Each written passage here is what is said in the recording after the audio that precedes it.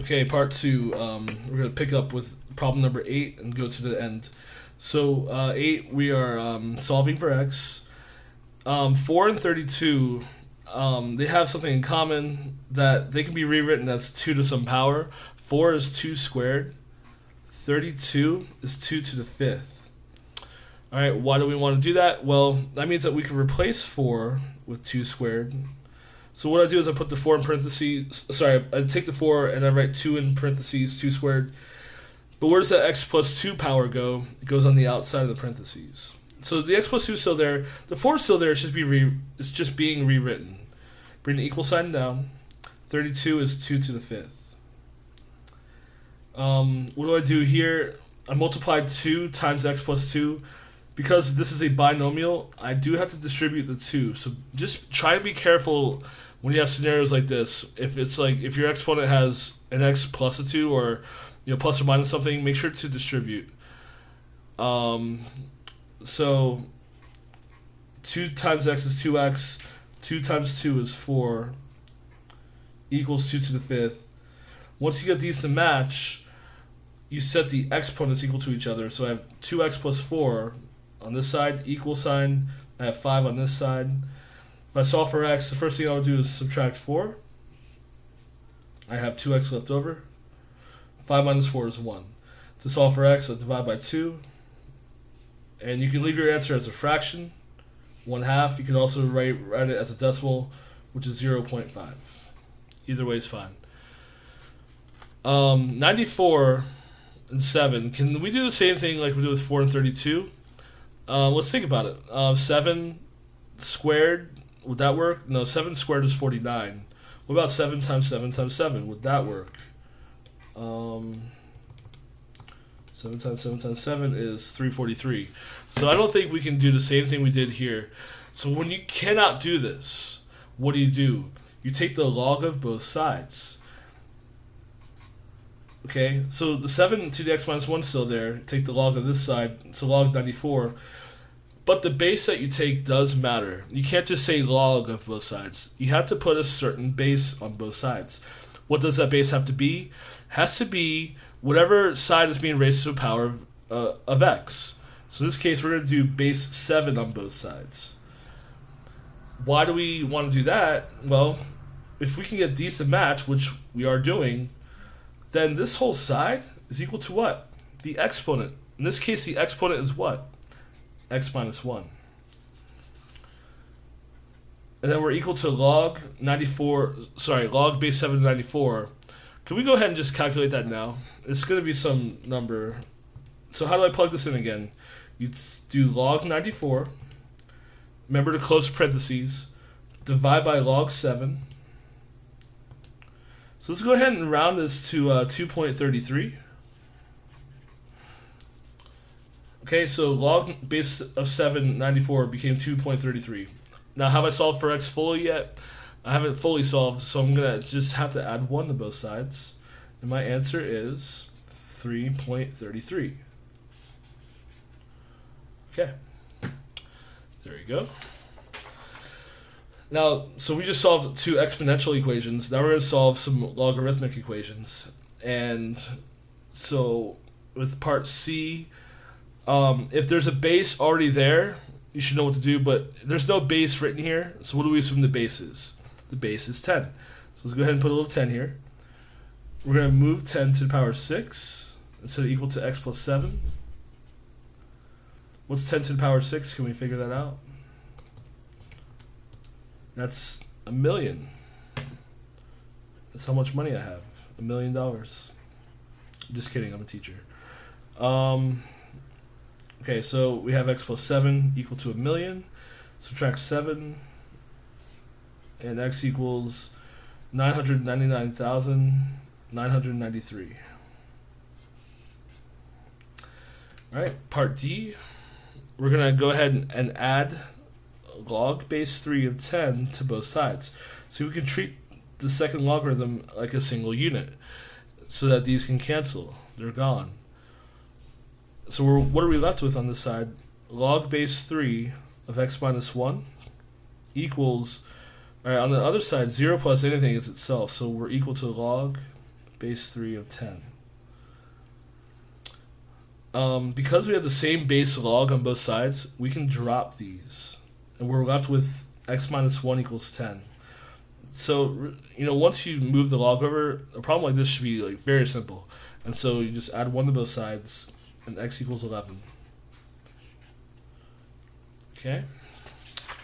Alright, let's go ahead and get these word problems out of the way. I'm going to switch to a different color. Bacteria grows at a rate of 7.9%. Suppose 2.7 micrometers of bacteria are placed in a petri dish to grow in population. How much bacteria in micrometers will there be after 24 hours? So this is an increasing or decreasing problem of exponential growth or decay. And we just want to identify a few things. Our initial population, little a, is 2.7. Our rate, remember to take the rate and move the decimal to the left twice, or you can divide the number by 100. You could take 7.9 and divide it by 100. You get 0.079, or if you see right here, I got it right here. And the amount of time is going to be 24 hours. So our t is going to be 24 hours. And are we increasing or decreasing? In a problem like this, you have to ask yourself that. And it says grows at a rate, so we're increasing. So, the formula that we're using in this problem is a of t equals little a times 1 plus or minus r to the power of t. So let's go ahead and plug everything in. T becomes 24. Little a becomes 2.7.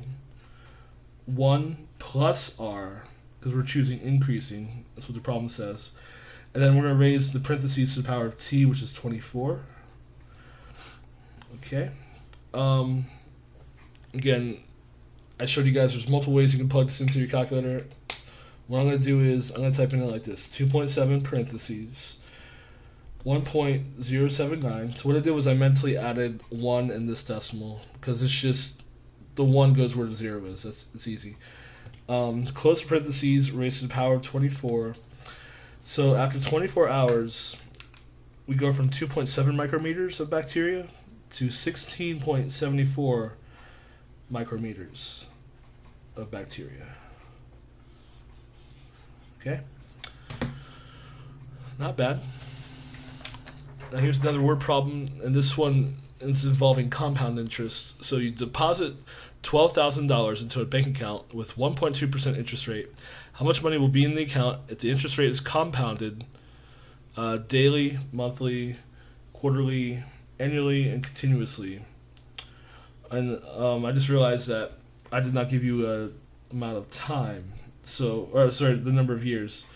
So I'm gonna go ahead and just make it up on the spot. Let's say t equals 10. So I apologize for that. So t equals 10. So we'll go in for 10 years. So let's go ahead and go through each part and see what our n value is. Remember, this is compound interest, so we need a few things. We need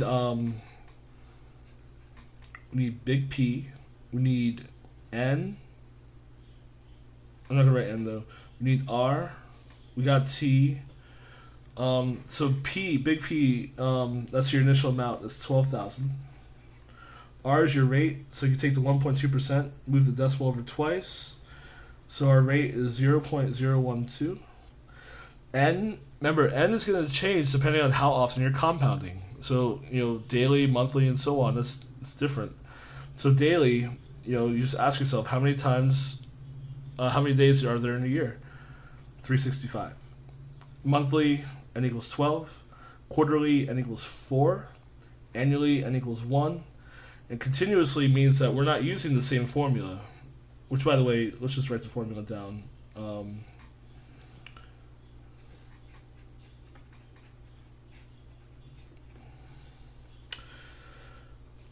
Continuously means we're using the other formula, what I call the PERT formula. Okay? That doesn't change P, R, or T. Those are still going to be what they are. It's just we're going to use the E button. Alright, so let's see if we can go ahead and plug all this stuff in. So, for the first 4, we're going to use this formula. And if you remember, I showed you can kind of recopy everything. So, the formula starts off with let's do daily first. Daily, so 12,000, 1 plus r over n, so that's 0.012 divided by n is 365. Raised to the power of, and then put your power, your exponent in parentheses. So it's n times t, that's 365 times 10. So for daily, it's 13,529 and 94 cents. If you remember, because you don't need to change everything. You can hit second, enter, because that's really gonna give you the entry button. And for part B, we just need to change 365 to 12. So I'm gonna put a 12 here. I need to delete that 5, so I hit the delete button because it's over it. I need to do the same thing right here. Replace this with a 12, hit the delete button. And so when it's monthly, we make 13,529 and 15 cents. Not much of a difference, but that's a 3. But it's, it's a little difference. Part C, we're gonna replace all our 12s with 4s. So hit second entry. This 12 becomes a 4. Hit the delete button, so it's just a 4. 4, delete, and so we get for quarterly 13,527 and 53 cents. Part E, we're gonna replace our 4s with 1s. So hit second entry. 1, 1, and so here we have 13,520 and 30 cents. Then for E, we're not using the formula, so I'm going to go ahead and just clear this out. And what we're going to do instead is we're going to type in what we have here. So it says, starts off with P, that's 12,000. It says times E, and you can just put E. So you can hit the ln button, second ln, and it pops up with the E to the power of. And then put your power RT in there, so R times T, so that's the rate times the number of years. And so when it's continuous, that's our answer. Okay. And the last one. We're going to go ahead and graph these. And sorry, I should have drawn this earlier. So real quick, a graph will be provided for you, I believe, on the test. So you don't have to draw an XY coordinate plane by hand like I'm doing right now. Alright, let's start off with f of x equals 3 to the power of x, and then we'll find the domain and range. We're just going to make a quick XY table. I know in the video I showed you to do 5 points. We're just going to do 3 points. For the purpose of our test, we're just going to do -1, 0, 1 for our x values. We're going to figure out so these are our inputs. We're going to plug those in and see what our outputs are. So start with -1. If we plug 3 to -1 in our calculator, we get 0.33. If we plug 0 in, 3 to the power 0, well, anything to the power 0 is 1, and that shows us that's true. Sorry, I don't know if you can see that. So 0, 1. If I plug 1 in, 3 to the power 1, it's 3, but we should have known that. It's easy. Let's go ahead and graph these points. So we have -1.33 is just above the x-axis right there. 0, 1 is right here. And 1, 3 is right here. So remember the shape that this takes is it shoots up forever this way. And there's an asymptote actually. Now, because there's no number out here, the asymptote is directly on the x-axis. So I'm going to draw down a line. It's actually on the x-axis, but I'm trying to show you that it's there, so I put it slightly above it. So this graph gets infinitely close to the asymptote. So that means that this graph never touches the x-axis. It just gets infinitely close. All right, let's go ahead and find the domain and range. The domain is all your x values. In this case, this graph goes to the left forever, and it does go to the right forever. So your domain is all real numbers. Your range goes from bottom to top. Well, if it never touches the x-axis but gets infinitely close, that means it gets really close, infinitely close to 0 on the y-axis. But it's never going to touch it, so that's why I'm going to say just greater than 0, not greater than or equal to, because we never actually have a point at 0 on the y-axis. Let's try it again with part B. So let me go ahead And I don't think I need to draw as many tick marks. Let's see. We'll just go about 5 in every direction. 3, 4, 5. 1, 2, 3, 4, 5. 4, 5. 1, 2, 3, 4, 5. This is your y-axis. This is your x-axis. So one rule of thumb you can do is if you do have a plus or minus number out here, find the number on the y-axis and draw your horizontal asymptote that way. So because I have a +1 here, that means I have an asymptote right through 1. Sorry, I was a little off there. But it goes right through 1 on the y-axis. Let's go ahead and make our xy table. Again, we're going to plug -1, 0, and 1 into our table. Now, if you're going to do it like this, the way you need to do it on the calculator is type in 4 to -1, but then that +1. Remember, you got to do the whole function. And don't worry, your calculator will do the exponent before it adds 1, so you don't need to put parentheses. So you get 1.25. If you plug 0 in, you get 2. Which makes sense because anything to the power of 0 is 1. 1 plus 1 is 2. So let's predict what we get. If we plug 1 in for x, 4 to the power 1 is 4. 4 plus 1 is 5. But let's just make sure. Oh yeah, we do get 5. Alright, let's go ahead and graph these points. We have -1, 1.25 right here. So you see that it's getting close to the asymptote but not touching it. 0, 2 is 0, 1, 2 is right here. And 1, 5, 1, 5 right here. So it shoots up rapidly but gets infinitely close on this side. And that's your graph. So your domain and range. Domain goes to the left and to the right forever, so it's all real numbers. The range, the graph never touches, it gets infinitely close to 1 but never touches it. So your range is y is greater than 1. Remember to work through these problems yourself. It's good to watch me do it and see how it's done, but my best advice for you is to try these yourself as well, so that you can work through the problem, because I can't help you on the test. And I just want you guys to do the best you can. Okay, good luck.